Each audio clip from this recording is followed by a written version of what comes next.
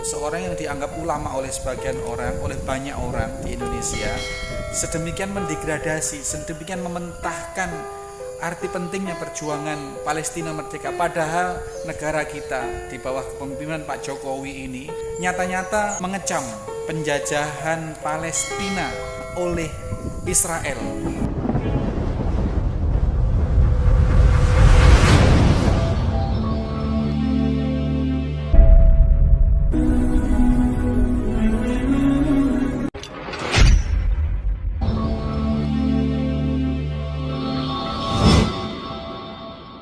Assalamualaikum warahmatullahi wabarakatuh. Marhaban ya Ramadan. Teman-teman sekalian, kali ini kita akan berbicara tentang Gaza Palestina. Tapi bukan dari sisi bagaimana liku-liku situasi sekarang di sana yang semakin memanas. Ya, semakin memanas. Tanggal 14 Ramadan kemarin sudah terjadi hentakan-hentakan yang memprihatinkan kita semua dan sudah tersebar di media sosial.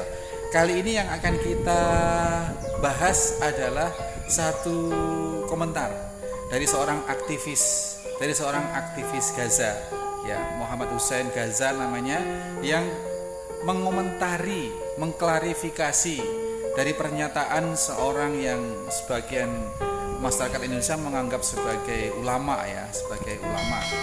Tetapi pernyataan tentang Gaza ini, pernyataan tentang Palestina, tentang Masjidil Aqsa ini sedemikian mendegradasi atau mementahkan situasi yang ada di sana, seolah-olah Palestina, Gaza ini tidak perlu mendapat perhatian yang serius dari umat Islam sedunia.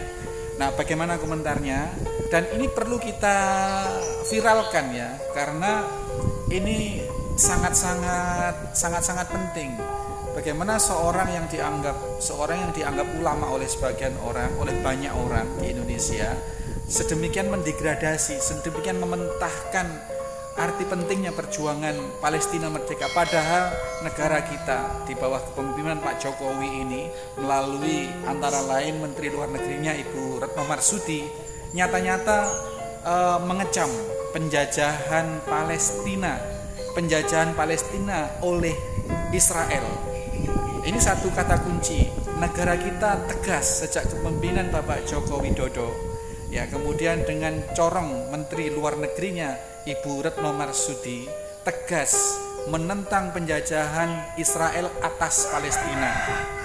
Dan seluruh umat Islam seluruh dunia, apalagi Indonesia, sedemikian geram melihat kekejaman, melihat keberingasan Zionis Yahudi menginjak-injak masjid suci kita, Masjidil Aqsa. Nah, tiba-tiba di saat sekarang Ramadan ini terjadi hentakan-hentakan, terjadi penyiksaan kembali, terjadi penekanan yang mematikan dari Israel kepada warga Palestina. Tiba-tiba ada pernyataan yang dibuat-buat atau bagaimana, yang kontroversi sekali dari Buya Ar-Razi ini, sehingga seorang aktivis Muhammad Hussein Gaza merasa perlu membuat satu klarifikasi begitu, mereview atau mengulas perkataan-perkataan Buya Ar-Razi di media sosial itu. Nah, ini juga perlu kita siarkan, ya, kita reaction lagi agar daya jangkau informasi ini lebih luas, terutama di teman-teman di channel kita ini, supaya juga lebih mengerti permasalahan apa yang disampaikan oleh Buya Ar-Razi dan bagaimana penjelasan dari aktivis yang memang sehari-hari ada di Gaza, yang memang sudah siang malam membersamai masyarakat Palestina. Kita simak agar kita tidak gagal paham. Ini bukan dalam rangka berghibah, bukan dalam rangka kita membicarakan kejelekan seseorang, tetapi ini penting untuk pemahaman, untuk pengetahuan, untuk informasi, karena ini juga menyangkut keimanan. Ketika kita membiarkan atau mendegradasi atau menganggap tidak ada apa-apa di Palestina, tidak ada apa-apa dengan Masjidil Aqsa, maka itu sudah satu kemunduran keimanan kita. Meskipun kita tidak bisa berbuat apa-apa, tetapi paling tidak hati kita ikut mengecam, hati kita ikut geram, hati kita ikut mendoakan agar Allah segera membebaskan penderitaan masyarakat Palestina atas penindasan Zionis Israel. Kita simak penuh, ya. nanti tanpa saya komentari, saya tunjukkan penuh ya di channel ini supaya Anda semua teman-teman channel Rumah Tauhid Al-Firas ini juga paham permasalahan. Kita simak saja, kita sama-sama melihat. Teman-teman, apa kabar semuanya? Kembali lagi bersama saya Muhammad Hussein di Gaza, Palestina. Dalam konten kali ini saya ingin merespon video di situ sosok Buya Rozi. Saya nggak kenal siapa beliau, tapi kalau saya lihat di medsos itu namanya doktor tuh Buya Rozi Hashim. Jadi saya jujur kaget mendengar beberapa statement yang terlontar dari mulut seorang dokter ini ketika membahas tentang Palestina. Dan saya lihat postingannya itu, konten itu sudah ditonton 328.000. Banyak juga itu baru di YouTube ya. Wallahu alam kalau ada di media sosial lainnya, di Facebook, Instagram. Dan saya sangat kasihan dengan beliau sebetulnya ketika mendengar pernyataan beliau yang kontroversi, tapi jelas sekali tidak berdasarkan data dan fakta. Dan saya lebih kasihan lagi dengan para audiensnya yang polos, yang tidak paham Palestina, kemudian mendengar pernyataan seputar Palestina dari seorang sosok yang mereka anggap ini adalah kredibel untuk membicarakan Palestina. Ini adalah seorang ulama, seorang buya yang nggak mungkin salah omongannya dan sebagainya. Masya Allah, berat tanggung jawabannya buat beliau kalau beliau tidak mengklarifikasi pernyataan beliau ini. Dan ini sudah tersebar luas di media sosial, teman-teman. Dan ini tuduhan yang nggak sederhana, ini tuduhan yang nggak simpel ini. Dan yang dituduh pun bukan orang-orang sembarangan, menuding para pejuang Palestina di Gaza. Kita akan dengar bareng-bareng ya beberapa statement kontroversi beliau. Sebetulnya saya lihat durasinya itu sejam, dan nggak mungkin saya dengerin sejam semuanya kan, mereaksi video ini sejam utuh nggak mungkin. Jadi saya hanya ingin fokus di beberapa poin-poin penting untuk saya jelaskan ya, untuk saya klarifikasi. Baik, kita lihat bareng-bareng sekarang. Dulu ada seorang yang bernama Muhammad bin Idris yang kita sekarang kenal dengan Syafi'i. Beliau lahir tahun 150 Hijriah. Lahir di Palestina, di Ramallah. Oke, sampai sini beliau mengatakan fakta beberapa informasi yang benar ya. Tapi ketika bicara Ramallah, tempat kelahiran Imam Syafi'i, ini blunder besar bagi seorang doktor yang selalu bicara tentang sejarah, tentang para imam madhab, tentang para imam fikih dan sebagainya. Nggak kenal siapa itu Imam Syafi'i. Jelas dari cara beliau menyampaikan informasi itu, beliau nggak melakukan research itu. Kata beliau, Imam Syafi'i Muhammad bin Idris ini ya rahmatullah alaih, lahirnya tahun 150 Hijriah. Oke, itu benar. Orang Palestina, ya benar. Namun ketika dia menyebut nama kotanya Ramallah, ini blunder. Paling enggak ya, kalau enggak baca biografi Imam Syafi'i yang lengkap, paling enggak di Google dulu sih, di Wikipedia sih. Ya, Imam Syafi'i itu keluar, itu ada tulisannya. Lahir di mana? Gaza. Bukan di Ramallah. Ramallah mah jauh, di mana tahu, 70 km dari Gaza. Itu poin pertama ya. Dari poin pertama ini, dari informasi pertama ini kita sudah bisa sedikit menyimpulkan memang beliau ini ngomong itu nggak berdasarkan data dan fakta yang harus diriset lebih dahulu, nggak sekedar asbun asal bunyi. Jadi sekali lagi, Imam Syafi'i lahir di Gaza, dan saya pernah bikin vlog ke rumah Imam Syafi'i. Saya pernah main ke rumah Imam Syafi'i yang masih ada di Gaza dan masih dipelihara, masih dirawat sekarang. Di situ ada makam saudarinya, ada makam, kalau nggak salah ibunya di makam di situ ibunya. Meskipun Imam Syafi'i ini lahir di Gaza tapi besarnya di Mekah ya, kemudian kalau tidak salah meninggalnya di Mesir, kuburannya di Mesir, Allah alam ya. Tapi yang pasti Imam Syafi'i ini orang Gaza, lahir di Gaza. Itu poin pertama, teman-teman. Ini mohon maaf Bapak Ibu, jangan terlalu semangat masalah Palestina. Ibu-ibu jangan terlalu semangat, Bapak Ibu jangan terlalu semangat masalah Palestina. Ini harus dikomentari. Orang kalau bicara terlalu semangat, otomatis ada dua jalur. Terlalu semangat membantu Palestina atau terlalu semangat menindas Palestina. Itu doang ya. Kalau kita bicara semangat terhadap Palestina. Dan kita tahulah ibu-ibu dan bapak-bapak di Indonesia nggak mungkin menindas Palestina, tapi mendukung Palestina dan mensupport Palestina, itu pasti. Nah, perintah beliau ketika mengatakan jangan terlalu semangat, ini bahaya. Kenapa?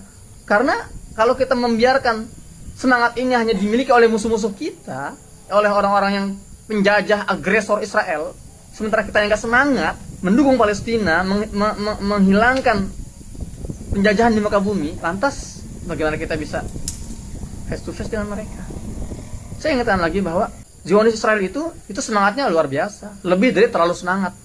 Mereka tuh all out dalam melakukan agenda mereka di Palestina, menjarah, mengusir, membunuh, membakar, menangkapi, membantai dengan berbagai sumber daya finansialnya, dengan kekuatan medianya, kekuatan lobby-lobbynya. Mereka itu setiap hari berusaha untuk agar mereka itu bisa menguasai Palestina secara utuh dan mendirikan negara Israel secara utuh.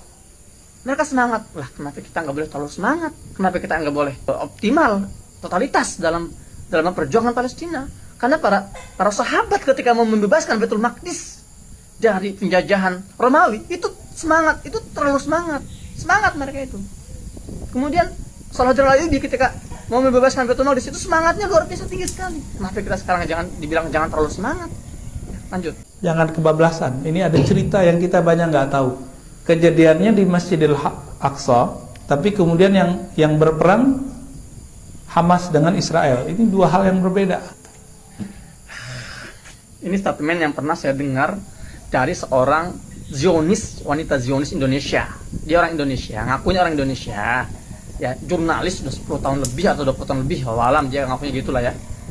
Dan dia juga menggunakan statement yang sama, sayang sekali, dengan yang digunakan oleh ya Ustadz Rozi ini.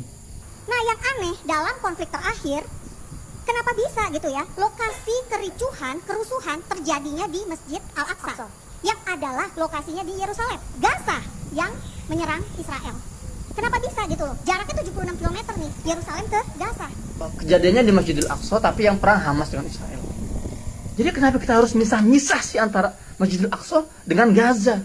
Dalam perdebatan saya dengan Bu Monika Riker itu di TV One, saya sudah jelaskan antara Masjidil Aqsa dengan Gaza itu nggak bisa dipisahin. Mereka berada dalam satu wilayah, yaitu Palestina. Masjidil Aqsa itu wilayah Palestina di Yerusalem, di Al-Quds. Gaza itu wilayah Palestina di wilayah di bagian selatannya. Dan ketika ada penodaan, pelecehan di Baitul Maqdis, di Masjidil Aqsa, dan warga Baitul Maqdis, warga Palestina di sana itu nggak bisa berbuat apa-apa selain mereka hanya bertakbir. Mereka melawan dengan bebatuan, mereka melawan dengan kembang api misalnya kan. Mereka nggak bisa juga mengharapkan bantuan dari luar, nggak ada yang datang militer yang masuk ke sana, nggak ada pasukan perdamaian dunia yang lindungi mereka, menjaga mereka. Mereka hanya bisa pasrah, mereka hanya bisa sholat, berkumpul di Masjidil Aqsa untuk meredam berbagai aksi penodaan Israel terhadap Masjidil Aqsa. Dan mereka mengandalkan para pejuang-pejuang Palestina di Gaza untuk membalas serangan-serangan itu. Wajar. Dan jangankan orang Gaza yang satu Palestina, kita orang Indonesia yang ngelihat Masjidil Aqsa diinjak-injak, dinodai, dilecehkan, jamaah sholatnya diusir, kita marah. Karena kita terbatas, kita nggak bisa berbuat apa-apa. Sementara pejuang Gaza, mereka punya kemampuan, mereka bisa melemparkan roket-roket. Jadi wajar kalau mereka marah, dan mereka itu sebelum melemparkan roket itu, mereka ultimatum dulu, selalu itu. Mereka mengultimatum, wahai pihak Zionis, kalau kalian berani macam-macam dengan Masjidil Aqsa, kami akan ikut campur, kami akan turun tangan, kami akan kirim roket-roket kami ke wilayah kalian, wilayah jajahan kalian. Ya, jadi jangan dipisah-pisah dong. Logikanya juga, kalau kita terapin di Indonesia nih, ya Belanda datang lagi di tahun ini, kemudian menjajah Pulau Jawa misalnya kan, orang Sumatera diam gitu, nontonin aja. Oh, itu bukan urusan kita. Nggak bisa gitu dong.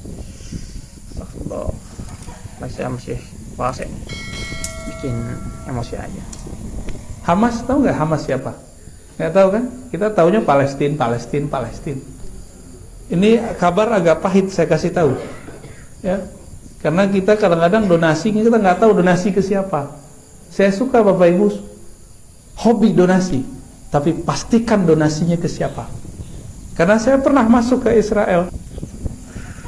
Ya, itu juga sebuah pengakuan bahwa beliau mengakui ada yang namanya negara Israel. Padahal kalau kita lihat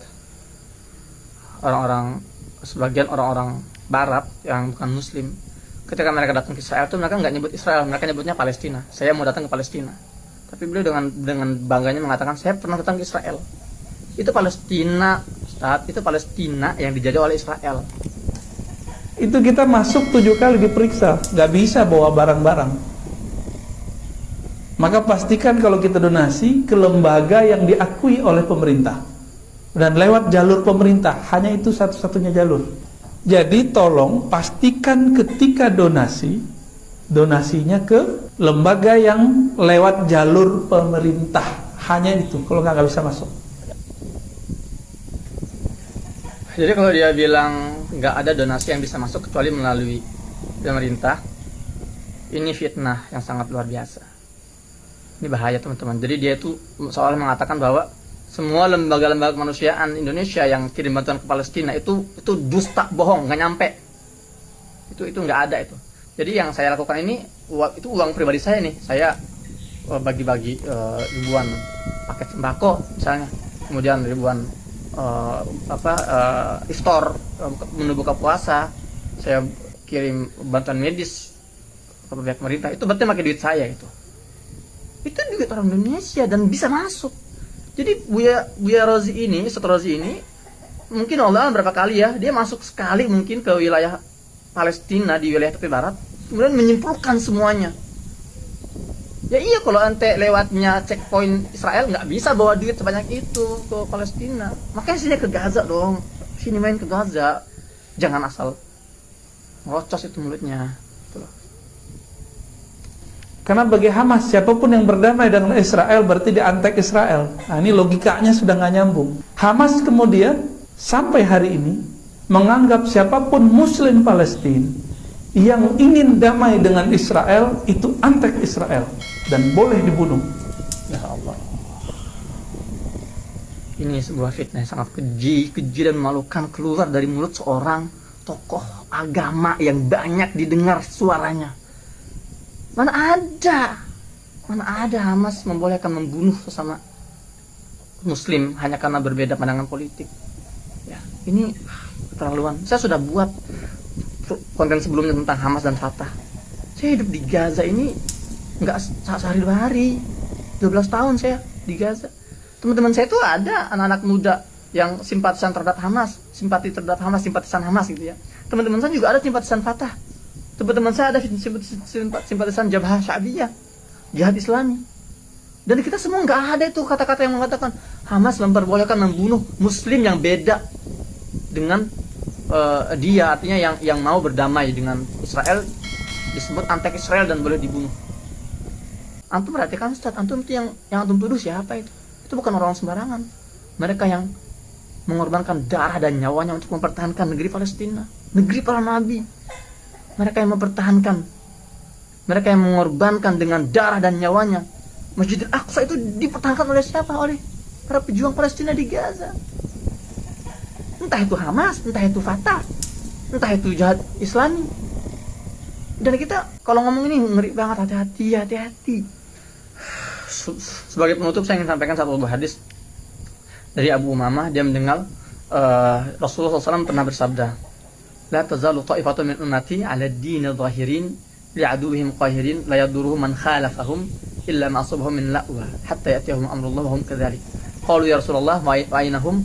Qala bi Baitul Maqdis wa aqna fi Baitul Maqdis. Kata Nabi SAW, akan ada satu golongan kecil, ta'ifah dari umatku yang senantiasa berjuang tampil dalam kebenaran dan selalu menggetarkan, berhasil memukul mundur musuh-musuhnya. Dan mereka akan dilecehkan, akan direndahkan, akan difitnah, tapi itu nggak berdampak pada semangat mereka. Nah, dan mereka tetap dalam kondisi seperti itu, dalam kondisi tampil dalam kebenaran, kemudian tidak tunduk dengan musuh-musuh mereka. Mereka konsisten, istiqomah sampai mereka meninggal. Nah, para sahabat bertanya, ya Rasulullah, mereka di mana? Apa jawabannya? Hum bi Baitul Maqdis wa aqnaf Baitul Maqdis. Mereka itu orang-orang di sekitar Baitul Maqdis, di Baitul Maqdis dan sekitar Baitul Maqdis. Ya. Kalau para ulama hari ini menyebut para pejuang-pejuang Gaza inilah, mereka inilah yang dimaksud oleh hadis Nabi itu. Mereka yang dimaksud dalam hadis Taifah Mansurah itu. orang-orang Baitul Maqdis di Yerusalem dan sekitar Baitul Maqdis, yaitu orang-orang Palestina di Gaza dan sekitarnya. Kok orang-orang seperti ini dituduh dengan tuduhan fitnah yang keji seperti ini, dibilang ini teroris, ini membolehkan membunuh sesama muslim. Ya, pesan saya kepada Ustaz Buya Rozi, antum orang yang berilmu, antum sudah doktor, ya, antum pahamlah bagaimana idza ja'akum fasiqun binaba'in fatabayyanu. Ada istilah tabayun, dan ini kalau tidak antum klarifikasi, kalau tidak antum luruskan informasi yang antum sampaikan dan sudah ditelan oleh masyarakat dan beredar luas, berat tanggung jawabannya, Ustaz. Adapun tugas buat kalian teman-teman, postingan ini disebar seluas-luasnya untuk meluruskan fitnah yang terlanjur beredar di atas. Fitnah yang terlanjur beredar barusan, tolong diluas. Antum punya kewajiban yang sama dengan yang saya miliki, yaitu untuk menyampaikan informasi yang sesuai agar fitnah berhenti, agar fitnah ini tidak terus meluas. Demikian, semoga bermanfaat. Baik teman-teman sekalian, demikian mudah-mudahan cukup memberikan pencerahan, cukup memberikan klarifikasi dan sekaligus menambah pengetahuan persoalan yang terjadi di Palestina. Mudah-mudahan bermanfaat. Assalamualaikum warahmatullahi wabarakatuh.